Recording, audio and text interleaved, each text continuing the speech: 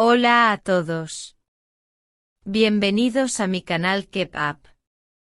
Todos los detalles están en mi vídeo.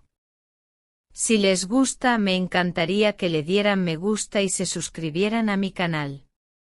Pueden apoyarme aún más haciendo clic en el botón para unirse que aparece a continuación. Gracias y veamos mi vídeo. En el competitivo mundo del espectáculo, donde cada gesto público se amplifica y cualquier silencio se interpreta como una señal, la trayectoria de Mahsine Meravet ha seguido un camino poco común. Su reputación no se ha forjado con escándalos ni titulares sensacionalistas, sino con interpretaciones matizadas, una selección calculada de proyectos y una presencia pública que transmite sobriedad y profesionalismo. Cenk Torun, por su parte, representa un reflejo complementario, carismático frente a la cámara, preciso en su oficio y con una ambición silenciosa que rara vez se traduce en declaraciones altisonantes. El destino los cruzó en un rodaje exigente, de esos que reclaman largas jornadas y una resistencia emocional a prueba de todo. Fue allí donde, sin proponérselo, encontraron un compás compartido. Aprendieron a calibrar los silencios, a confiar en la intuición del otro y a detectar el instante exacto en que una escena deja de ser guión para convertirse en algo genuino. Ese equilibrio, sin embargo, iba a enfrentarse a una prueba inesperada.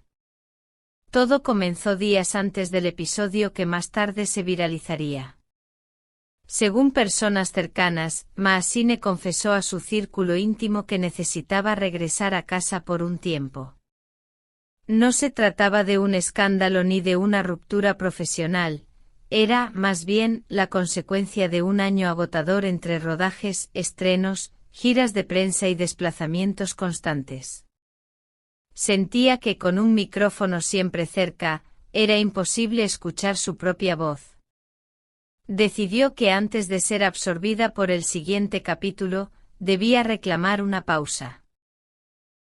Cenk se enteró de esa decisión de manera indirecta, a través de los pasillos de su entorno común. La relación profesional entre ambos se mantenía estable, aunque marcada por el cansancio acumulado. Comunicaban lo esencial mediante notas de voz enviadas a horas intempestivas, delegando en asistentes los detalles logísticos. Sin embargo, cuando sus intentos de acercamiento obtuvieron respuestas cortas y medidas, él optó por algo que pocos en su equipo habrían aprobado: compró un pasaje de último minuto, no para viajar, sino para franquear la seguridad del aeropuerto y hablar con ella cara a cara antes de que la puerta de embarque se cerrara. El relato de los testigos dibuja una escena muy distinta a la fantasía cinematográfica que luego se instalaría en las redes. Cenk llegó cuando la primera llamada de embarque ya había sonado.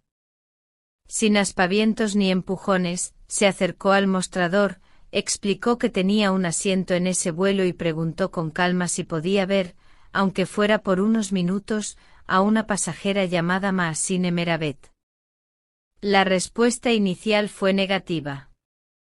Sin embargo, en ese preciso instante apareció en las pantallas un breve retraso operativo, un fenómeno habitual en cualquier aeropuerto. La coincidencia alimentó la idea de que el vuelo había sido detenido para ellos, aunque la realidad era mucho más prosaica. Ese margen bastó para que ambos se encontraran. No hubo gritos ni cámaras invasivas. Solo dos personas que discutían con las manos abiertas y las frases entrecortadas, el tipo de intercambio que revela más por lo que no se dice que por lo que se pronuncia. Un agente de seguridad observaba sin intervenir, mientras la empleada del mostrador retrasaba unos segundos el segundo llamado al embarque. Cenk habló más que en cualquier entrevista. No le pidió a Mahsine que olvidara sus necesidades, sino algo más concreto: posponer su partida un par de días, sentarse a conversar sin guión, exponer lo que cada uno necesitaba para decidir si valía la pena continuar trabajando juntos o si era mejor despedirse antes de que el desgaste se transformara en resentimiento. Ella escuchó sin gestos melodramáticos ni abrazos para la galería. Al final solicitó cambiar su billete por una fecha posterior, agradeció al personal y acompañó a Cenk a un rincón apartado del aeropuerto, lejos del ruido constante. En ese intervalo, los equipos de ambos comenzaron a reorganizar agendas, mientras en las redes sociales estallaban las interpretaciones. Estaban los románticos, que vieron en la escena el clímax de una historia de amor redimida.